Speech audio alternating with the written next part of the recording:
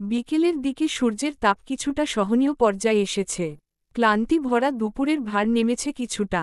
আলভি আর অলি hospital থেকে বাইরে আসতেই দেখল দিহান গাড়ির পাশেই দাঁড়িয়ে আছে। আলভি রেগেমেগে এগিয়ে গেল সেই দিকে। এই তুই এখানে কি করছিস? হ্যাঁ, তোর সাহস তো কম না। দিহান ঝড়ের বেগে আলভির সামনে এসে বলল, ওই তারা চিহ্ন লা, তুই কোথায় গিয়েছিলি ওকে আটকে রেখে? তোর মধ্যে কমন সেন্সটুকুও নেই দেখছি। আলভি রাগের বশে ফের দিহানের শার্টের কলার চেপে ধরে দাঁতে দাঁত চেপে বলল, খবরদার সাতারা চিহ্ন লা বলবি না। আমার বোনের ধারে কাছেও আমি আর তোকে ঘেঁষতে দেব না। যা ভাগ এখান থেকে। তুই তোর বড় ভাই, তুই আমার সাতারা চিহ্ন লা হবি না। কিন্তু তুই কাজটা ঠিক করিসনি সম্বন্ধী। প্লিজ ওকে আনলক কর। আমাকে সম্বন্ধী বললি তুই? এত বড় সাহস! অলি এগিয়ে এসে যেই না আলভির শার্টের কোনা ধরতে যাবে ঠিক তখনই আলভি ধমক দিয়ে বলে, আমার শার্টে হাত দিলে আমি কিন্তু ওর সাথে তোমাকেও লক করে রাখব। অলি একটা ঢোক গিলে উর্মিলার দিকে এগিয়ে গেল। জানালা দিয়ে উকি দিয়ে দেখল উর্মিলা হাঁটুতে মুখ গুজে বসে আছে। উর্মি আপু, তুমি ঠিক আছো তো? উর্মিলা মুখ তুলে অলির দিকে তাকালো। অলিকে দেখে উর্মিলা ডুকরে কেঁদে ওঠে। ভাবি প্লিজ আমাকে বের করো এখান থেকে। আমার অবস্থা অনেক খারাপ, ওয়াশরুমে যেতে হবে। উর্মিলার কান্না দেখে অলির ভীষণ খারাপ লাগল। কিন্তু সে কি করবে? অলি কিছুক্ষণ ভাবনা চিন্তা করে আলভির কাছে আসল। আলভি তো দিহানের সাথে এক প্রকার মাতারা চিহ্ন রামাতারা চিহ্নই লাগিয়ে দিয়েছে। অলি কিছু না ভেবেই বলে ওঠে, শুনছেন, আপু বলেছে আপনি তাকে বের না করলে সে নাকি আপনার গাড়িতেই শু করে দেবে। আলভি দিহানকে ঘুষি দেওয়ার জন্য হাত উঠিয়েছিল কিন্তু অলির কথা শুনে সে তবদা খেয়ে অলির দিকে তাকায়। দিহানও ভ্রু কুচকে অলির দিকে তাকাল। তার মানে এতক্ষণ যাবৎ উর্মিলা এই জন্যই কান্না করছিল? সে এতবার জিজ্ঞেস করার পরেও মেয়েটা কিচ্ছুটি বলল না। আলভি দিহানকে ছেড়ে দিয়ে গাড়ির দিকে দৌড় দিল। শিট! দিহানও তার পিছু পিছু আসতে আসতে বলল, কিরে এখন দৌড়ে যাচ্ছিস কেন? মার তারা চিহ্ন বিনা আমাকে? আলভি তড়িঘড়ি করে গাড়ির লক খুলে দিতেই উর্মিলা বেরিয়ে এলো।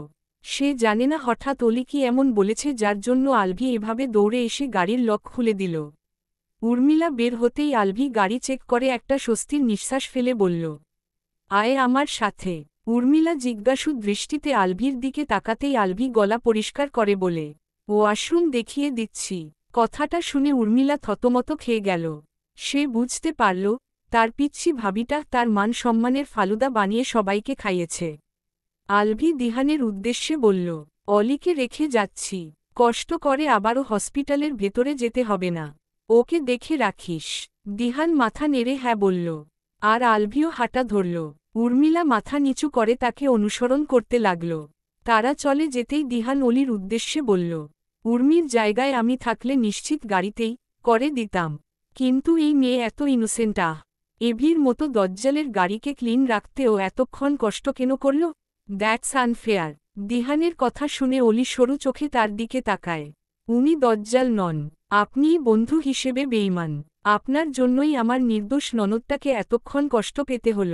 দিহানের কপাল কুঁচকে এলো। মেয়েটা বলে কি? আপনি এটা কি বললেন ভাবি? এখানে আমার দোষ কোথায়? আপনার নির্দোষ ননদটাই তো আমার অ্যাপয়েন্টমেন্ট চেয়েছিল। আপনিই ভেবে দেখুন, আমি যদি ওকে না করে দিতাম তাহলে ও অন্য ডাক্তারের কাছে চলে যেত। এটা কি শোভনীয় দেখাতো? বন্ধুর বোন আমার একটা অ্যাপয়েন্টমেন্ট চেয়েছে, আমি সেটাও যদি না দিতে পারি তাহলে কেমন বন্ধু হলাম? কথাগুলো সব অলির মাথার উপর দিয়ে গেল। সে শুধু ড্যাব করে দিহানের দিকে তাকিয়ে রইল। দিহানও বুঝতে পারল যে অলি কিছুই বোঝেনি। সে একটা শ্বাস ফেলে বলল, আপনাকে সহজ ভাষায় বলছি ভাবি, আমি আপনার ননদকে ভালোবাসি। তাইও আমার সাথে দেখা করতে চাওয়ায় আমি না করতে পারিনি। অলি সন্দিহান চোখে দিহানের দিকে তাকিয়ে বলল, আপনি সত্যিই আপুকে ভালোবাসেন? অনেক ভালোবাসি। অলি আনমনেই প্রশ্ন করল, কতটা? দিহান আর চোখে একবার অলির দিকে তাকিয়ে বলল, যতটা ভালো এভি আপনাকে বাসে, আমিও ঠিক ততটাই ভালো আপনার ননদকে বাসি। অলি চমকে গেল। দিহান তার প্রতি আলভির ভালোবাসাকে উদাহরণ দিয়ে ভালোবাসার গভীরতা বোঝাতে চাইছে। আমি সব কাজ ছেড়ে ছুড়ে গাড়ির সামনেই সারাটা দিন দাঁড়িয়েছিলাম। আপনি ভাবতে পারছেন? দুপুরের উত্তপ্ত রোদের মাঝে ওকে পাহারা দিয়েছি। ভাগ্যিস ও আমাকে কল দিয়েছিল, নইলে তো আমি ভাবতাম এভি ওকে বাড়িতে পাঠিয়ে দিয়েছে। দিহানের কথার মাঝেই আলভি উর্মিলাকে নিয়ে চলে আসে। উর্মিলা চুপচাপ গাড়িতে উঠে বসল। অলি সামনের সিটে বসতে গেলে আলভি তাকে থামিয়ে দিয়ে বলে, অলি তুমি উর্মির পাশে বসো। অলি প্রশ্ন না করেই উর্মিলার পাশে গিয়ে বসল। আলভি ড্রাইভিং সিটে বসে দিহানের উদ্দেশ্যে বলল, গাড়িতে উঠে বসো। তার কথায় দিহানের সাথে সাথে অলি আর উর্মিলাও অবাক হল। তাড়াতাড়ি ওঠ। দিহান একটা শ্বাস ফেলে গাড়িতে উঠে বসল। আলভি গাড়িটাকে একটা রেস্টুরেন্টের সামনে এনে থামাল। তারা চারজন গিয়ে একটা টেবিলে বসল। একপাশে অলি আর উর্মিলা বসেছে, আরেক পাশে দিহান আর আলভি বসেছে। উর্মিলা চুপচাপ মাথা নিচু করে বসে আছে। আলভি হঠাৎ জিজ্ঞেস করল, উর্মি তুই দিহানকে ভালোবাসিস? আলভির প্রশ্নে অলি আর চোখে আলভির দিকে তাকায় কিন্তু মুখে কিছুই বলে না। সে এতদিনে বুঝতে পেরেছে দিহান রিফাতের মতো বাজে লোক নয়, কিন্তু তারপরও দিহানকে সে উর্মিলার প্রেমিক হিসেবে বিশ্বাস করতে পারছে না। কিরে বলছিস না কেন? উর্মিলা কান্না আটকে হ্যাঁ বোধক মাথা নাড়ে। আলভি দিহানের দিকে তাকিয়ে ভারী গলায় প্রশ্ন করে, তুই ওকে প্রপোজ করেছিলি নাকি উর্মি তোকে প্রপোজ করেছে? দিহান স্বাভাবিক স্বরেই বলে, আমিই তোর বোনকে প্রপোজ করেছি। আলভি একটা চাপা শ্বাস ফেলল। দিহান আলভির মানসিক অবস্থা বুঝতে পেরে বলল, আমি জানি তুই রিফাতের বলা কথাগুলো ভাবছিস। ও নিজের বোনকে নিয়ে আজেবাজে কথা বলেছিল, তুইও কি সেগুলোই ভাবছিস? ভি। আলভি নিশ্চুপ হয়ে রইল। দেখ ভি, রিফাত একটা জঘন্য ছেলে, ওর কথার কোনো লজিক নেই। আমি সত্যিই উর্মিকে ভালোবাসি, তবে তুই যদি না চাস আমি তোর বোনের সাথে সম্পর্ক রাখব না। দিহানের কথায় আলভি ভ্রু কুঁচকে তার দিকে তাকায়। আর উর্মিলা তো ছলছল চোখে দিহানের দিকেই তাকিয়ে আছে। দিহান একবার উর্মিলার দিকে তাকিয়ে চোখ সরিয়ে নেয়। তুই আমার কথায় উর্মির সাথে সম্পর্ক ছিন্ন করবি? আলভির প্রশ্নের উত্তরে দিহান মলিন হেসে বলে, তুই আমার বন্ধু কম ভাই ভি। তুই জানিস আমার কখন সবচেয়ে বেশি খারাপ লাগে? দিহান থামল, একটা শ্বাস টেনে বলল, যখন তুই রিফাতের সাথে আমাকে তুলনা করিস তখন। রিফাত একটা বাজে ছেলে ভি, সেটা তুই আর আমি আগে থেকেই জানতাম। তবুও ছোটবেলার বন্ধু ভেবে আমরা ওকে যথেষ্ট ছাড় দিয়েছি। দয়া করে কখনো আমাকে ওর সাথে কম্পেয়ার করিস না। অলি যখন শুনল যে উর্মিলাও দিহানকে ভালোবাসে তখনই তার মনে থাকা দিহানকে নিয়ে উল্টো পাল্টা চিন্তাগুলো বিলীন হয়ে গেছে। তাছাড়া সে দেখেছিল সেই দিনগুলোতে যখন আলভি অলিকে সামলাতে হিমশিম খাচ্ছিল তখন দিহান একা হাতেই সব দিক সামাল দিয়েছিল। দিহানের অসৎ উদ্দেশ্যে থাকলে এত কিছু করত না নিশ্চয়ই। আলভি কিছুক্ষণ বসে থেকে খাবার অর্ডার করল, এসবের চক্করে কেউই লাঞ্চ করেনি। এখন বিকেল 4টা বাজে। অলিকে এতক্ষণ না খাইয়ে রাখাটা একদমই ঠিক হয়নি। খাবার দিয়ে গেলে বিনাবাক্যে সবাই খেয়ে নিল। তারপর আলভি উঠে দাঁড়িয়ে বলল, তুই যদি আমার বোনকে ভালোবেসেই থাকিস তাহলে নিশ্চয়ই ওর খারাপ চাইবি না? দিহান জিজ্ঞাসু দৃষ্টিতে তাকায়। আলভি গম্ভীর কণ্ঠে বলে ওঠে, সামনে ওর ইয়ার ফাইনাল এক্সাম, সেটা নিশ্চয়ই জানিস? দিহান হ্যাঁ বোধক মাথা নাড়ে। যদি ওর আর নিজের ভালো চাস তাহলে ওকে ক্লাস ফাঁকি দিতে দিবি না। ওর ছেলেমানুষিতেও সায় দিবি না, বুঝলি? উর্মিলা ভয়ার্ত চোখে একবার আলভির দিকে তাকায়। আলভির শান্ত কণ্ঠ শুনে সে অবাকই হচ্ছে। আলভি হঠাৎ করেই বলে ওঠে, আমি বলেছিলাম ও এক্সামে ফেল করলে ওকে মুচি, রিকশাওয়ালা বা নাপিত দেখেই বিয়ে দেব। তো সেটা আমি আবারও রিপিট করছি। আলভির কথা শুনে সবাই আহাম্মকের মতো আলভির দিকেই তাকায়। আলভি মৃদু হেসে বলল, সিম্পল, উর্মি এক্সামে ফেল করলে তোকে এই 3টার মধ্যে একটা প্রফেশন বেছে নিতে হবে, তবেই আমি ওকে তোর সাথে বিয়ে দেব। নইলে তুই পাত্রের লিস্ট থেকে আউট হয়ে যাবি, কারণ ফেল করা মেয়ে তোর মতো MBBS পাশ করা ছেলের সাথে যায় না। আলভির কথা শুনে দিহান আর অলি ফিক করে হেসে উঠল। উর্মিলা বেচারি ভেতরে ভেতরে রেগে গেলেও আপাতত আলভিকে কিছু বলার সাহস নেই। সে মাথা নিচু করে দাঁড়িয়ে রইল। কিছুক্ষণ পর আলভি সিরিয়াস গলায় বলল, ওর এক্সাম শেষ হোক তারপর সোজা অভিভাবক নিয়ে আমাদের বাড়িতে আসবি। তার আগে ওর সাথে দেখা করা একদম বন্ধ। যদি আমার কথার অবাধ্য হয়ে দেখা করিস তাহলে কিন্তু ভয়ে দেখাতে হবে না ভাই, আমি তোর বোনের সাথে আর দেখা করব না। সেটাই ভালো। আমার মাকে তো চিনিসই, যদি একবার নিজের মেয়ের এই কুকর্মের কথা তার কানে যায় তাহলে ওকে কি করবে তা আমিও জানি না। মনে রাখিস আমার সুপারিশ ছাড়া কিন্তু এই জন্মে তোদের বিয়ে হবে না। দিহান একগাল হেসে আলভিকে জড়িয়ে ধরল। হয়েছে হয়েছে, ছাড়। এরপর আলভি উর্মিলা আর অলিকে নিয়ে বাড়ির উদ্দেশ্যে রওনা দিল। সন্ধ্যার সময় আলভি নিজের রুমে বসে ল্যাপটপে কাজ করছিল। অলি সেই ফাঁকে রুম থেকে বেরিয়ে কিচেনে আসে। এই বাড়িতে আসার পর সে এই প্রথম কিচেনে এসেছে। সেখানে এসে দেখল কয়েকজন সার্ভেন্ট মিলে ডিনার রেডি করছে। নুরুন্নাহার তাদের কাজের তদারকি করছেন। শাহনাজ বেগমকে না দেখে অলি একটা স্বস্তির শ্বাস ফেলল। অলিকে কিচেনের দিকে আসতে দেখে নুরুন্নাহার জিজ্ঞেস করলেন, কিছু কি লাগবে? অলি মিষ্টি একটা হাসি দিয়ে বলল, কাকিমা, আমি কি কিচেনটা ব্যবহার করতে পারি? অলির কথার উত্তরে নুরুন্নাহার অবাক হলেন। তুমি কিছু খেতে চাইলে আমাকে বলো, আমি রান্না করে দিচ্ছি। নুরুন্নাহারের ব্যবহারে অলি খুশি হল। এদিকে অলিকে দেখে নুরুন্নাহার আগের ঘটনা ভুলে গেছেন। তাছাড়া আলভির সেগুলো নিয়ে কোনো সমস্যা না হলে তারও বিশেষ সমস্যা নেই। হয়তো ছবিতে থাকা ছেলেটা অলির আত্মীয় বা পরিচিত কেউ ছিল। সেটা নিয়ে অলিকে এত কথা শোনানো যুক্তিযুক্ত নয়। তার উপর মেয়েটা বাবা মা হারিয়েছে কিছুদিন হলো মাত্র। এইসব ভেবেই নুরুন্নাহার পুরনো ঘটনা সব ভুলে গেছেন। আপনার বড় ছেলের জন্য নিজের হাতে কফি বানাতে চাইছি কাকিমা। আমাকে কি কিচেন ব্যবহার করতে দেবেন? নুরুন্নাহার মুখে হাসি টেনে বলল, বাহ, খুব ভালো। কিন্তু তুমি কি কফি বানাতে জানো? অলি নাবোধক মাথা নাড়ে। তাহলে কিভাবে বানাবে? অলি নিজের ফোনটা বের করে একটা ভিডিও প্লে করে নুরুন্নাহারকে দেখায়। এই ভিডিওতে দেখানো কফির রেসিপি অনুসরণ করেই আমি বানিয়ে নেব কাকিমা। তুমি চাইলে আমি তোমাকে সাহায্য করতেই পারি। নুরুন্নাহারের কথা শুনে অলির চোখজোড়া চকচক করে উঠল।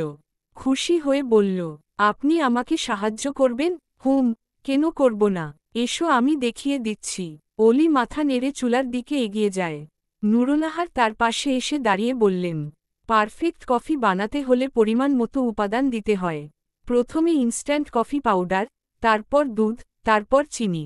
চাইলে একটু দারচিনি পাউডারও দেয়া যায়। তবে আলভি সাধারণত প্লেইন কফি পছন্দ করে। তিনি হাত বাড়িয়ে কাঠের র্যাক থেকে কফি জার নামিয়ে আনলেন। তারপর একটা ছোট সসপ্যানে আধা কাপ দুধ, আধা কাপ পানি মিশিয়ে বললেন, এই পরিমাণে 1 চামচ কফি, 1 চামচ চিনি দিলেই যথেষ্ট। পানি আর দুধ গরম করে কফি ও চিনি মিশিয়ে নিলেই হয়ে যাবে। অলি মন দিয়ে সব শুনল। তার চোখে মুখে আগ্রহ উপচে পড়ছে। নুরুন্নাহার একটু হাসলেন, তুমি চেষ্টা করলেই পারবে। এরই মাঝে ইয়ামিন মির্জার ডাক ভেসে আসে। সে নুরুন্নাহারকে ডাকছেন। নুরুন্নাহার অলির দিকে তাকিয়ে বললেন, আমি একটু দেখে আসি, তোমার কাকা শ্বশুর কেন ডাকছেন। তুমি চালিয়ে যাও, কিছুর দরকার হলে সার্ভেন্টদের কাউকে জিজ্ঞেস করো কেমন? অলি মাথা নেড়ে হ্যাঁ বলল। নুরুন্নাহার চলে যেতেই অলি নিজ হাতে সবটা করতে শুরু করল। সসপ্যানের দুধ আর পানি গরম হতে দিল। 1 চামচ কফি পাউডার ঢালল নিখুঁতভাবে। কিন্তু চিনি নিতে গিয়ে সে বিভ্রান্ত হল। কিচেনের তাকের ওপর 2টা হুবহু একরকম কাচের বয়ামের একটাতে চিনি, আরেকটাতে লবণ রাখা ছিল। অলি সার্ভেন্টদের একজনকে জিজ্ঞেস করার উদ্দেশ্যে পেছনে তাকাতেই দেখল শাহনাজ বেগম কিচেনে এসেছেন। তার চাহনি দেখেই বোঝা যাচ্ছে তাকে নিয়ে সে মনেমনে কটু কথা বলছেন। কিন্তু আলভি বাড়িতে থাকায় নিজের রাগটার বহিঃপ্রকাশ করতে পারছেন না। এরকম পরিস্থিতিতে অলি আর কাউকে কিছু জিজ্ঞেস করার সাহস পেল না। সে একটা শুষ্ক ঢোক গিলে আন্দাজেই একটা বয়াম থেকে 1 চামচ চিনি নিয়ে মিশিয়ে দিল। কিছুক্ষণের মধ্যেই কফি তৈরি হয়ে যায়। কিন্তু শাহনাজ বেগমের জ্বলন্ত দৃষ্টির জন্য অলি ঠিকঠাকভাবে ফোকাস করতে পারছে না। সে সসপ্যান থেকে মগে কফি ঢালতে উদ্যত হয়। কিন্তু তার হাত পা অস্বাভাবিকভাবে কাঁপছে, যার কারণে সে নিজের উপরেই বিরক্তবোধ করছে। ছোটবেলায় দেখা দজ্জাল শাশুড়ি ছবিটার কথা মনে পড়ছে। তার ভাগ্যেই এমন দজ্জাল শাশুড়ি জুটতে হল। কাপাকাপির ঠেলায় অসাবধানতা বশত কিছুটা গরম কফি তার বাম হাতের বৃদ্ধা আঙুলের উপর পড়তেই অলি শিউরে ওঠে। মুখ থেকে আপনা আপনিই মৃদুস্বরে বেরিয়ে আসে, ও মাগো। অলি চোখ মুখ খিচে বন্ধ করে নেয়। বন্ধ চোখের পাপড়ি ভেদ করে 1 ফোঁটা নোনাজল গাল বেয়ে চিবুকে এসে ঠেকে। তবুও নিজেকে সংযত করে চোখ মেলে কফিটুকু মগে ঢালে। এক হাতে চোখের পানিটুকু মুছে শাহনাজ বেগমের দিকে তাকাতেই দেখল, এতক্ষণ যাবৎ রাগী চোখে তাকিয়ে থাকলেও তার চাহনি কিছুটা কোমল হয়েছে। অলির সাথে চোখাচোখি হতেই শাহনাজ বেগম চোখ সরিয়ে কিচেন থেকে বেরিয়ে যান। অলি মাথার ওড়নাটা ঠিকঠাক করে কফির মগ হাতে ধীরে ধীরে রান্নাঘর থেকে বের হয়ে গেল। আলভি অনলাইনে মিটিং অ্যাটেন্ড করছিল। মাত্রই তার মিটিং শেষ হয়েছে। এরই মাঝে অলি এসে আলভির দিকে কফির মগটা এগিয়ে দেয়। আলভি হকচকিয়ে অলির দিকে তাকাতেই অলি মিষ্টি হেসে বলে, আপনার জন্য অলি ফার্স্ট টাইম কফি বানিয়েছে। অলির কথা বলার ধরন শুনে আলভি খুশি হলেও সে কফি বানিয়েছে শুনে আলভির কপাল কুঁচকে এল। তোমাকে কফি বানাতে কে বলেছে? অলি আলভির সামনে বসে বলল। কেউ বলেনি, কিন্তু কেউ একজন বলেছিল যে আমার স্বামীর ভাগ্যে নাকি কফিটুকুও জুটবে না। আমি শুধুমাত্র সেই কথাটাকে ভুল প্রমাণ করতে চাইছি। কাম অন অলি, ওই বেয়াদবের কথায় তুমি এসব করতে যেও না। অলি ঠোঁট ফুলিয়ে বলল, কফিটা ঠান্ডা হয়ে যাবে, খাবেন না? আলভি একটা শ্বাস ফেলে কফির মগটা হাতে নিয়ে বলে, তুমি ফার্স্ট টাইম কফি বানিয়েছ রাইট?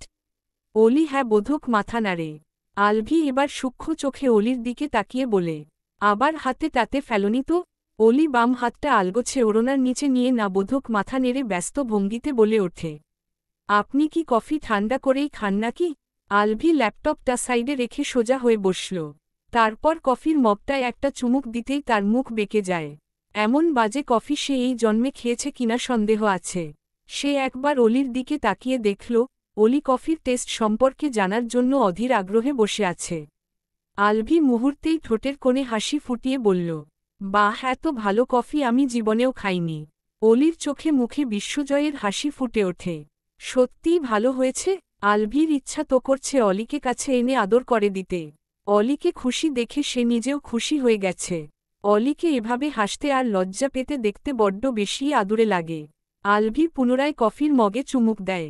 এই বিদঘুটে নোনতা স্বাদের কফিও তার কাছে অমৃত বলে মনে হচ্ছে। সে লক্ষ্য করেছে সে যেই কয়বার কফির মগে চুমুক দেয় সেই কয়বার অলি একদৃষ্টিতে তার দিকে তাকিয়ে থাকে। তার চাহনি একদম নিখুঁত। অলির সেই চাহনিতে সে নিজেও হারিয়ে যায়। আলভির কফি খাওয়া শেষ হতেই অলি বলে ওঠে, আপনি কেমন জানি? আলভি থমকে গেল, মানে আমি প্রথমবারের মতো কফি বানিয়ে আনলাম, আপনি আমাকে একবার টেস্ট করতেও বললেন না? এটা কি ঠিক করলেন? আলভি কি বলবে খুঁজে পেল না। অনেক ভাবনা চিন্তা করে বলল, সরি হানিবি, আসলে কফিটা অনেক বেশিই মজা ছিল তো, তাই আমি তোমাকে টেস্ট করার কথা বলতেও ভুলে গিয়েছি। তুমি কি রাগ করেছ? অলি সাথে সাথেই মাথা নেড়ে না বলল। আলভি অলির দিকে দুহাত বাড়িয়ে দিয়ে বলল, এত ভালো কফি খাইয়েছ তার জন্য তোমাকে একটা গিফট দেই, কাছে এসো। আলভির কথা শুনে অলি ভ্রুকুটি করে বলে, আপনাকে নিজে থেকে গিফট দিতে হবে না। যদি গিফট দিতেই চান তাহলে আমি যা চাইব তাই দিন। অলির কথা শুনে আলভি সিরিয়াস গলায় বলল, তোমার কিছু লাগলে তুমি আমার কাছে এমনিতেই তো চাইতে পারো হানিবি। অলি কিছুক্ষণ চুপ থেকে বলল, আপনার কাছে ফোন থাকলে আমি অবশ্যই কল করে আসার সময় নিয়ে আসতে বলতাম। আজকে বাইরে গেলাম তখনও তো চাইতে পারতে। উর্মি আপুর জন্য মনেই ছিল না।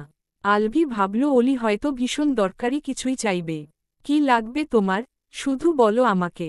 অলি মাথা নিচু করে বলতে লাগল, কালকে উর্মি আপু আমার জন্য আমের আচার এনেছিল।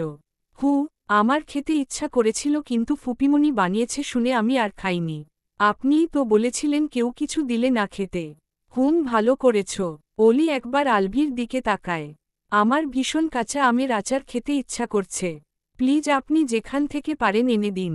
অলির কথা শুনে আলভি সাথে সাথেই বিছানা থেকে নেমে দাঁড়ায়।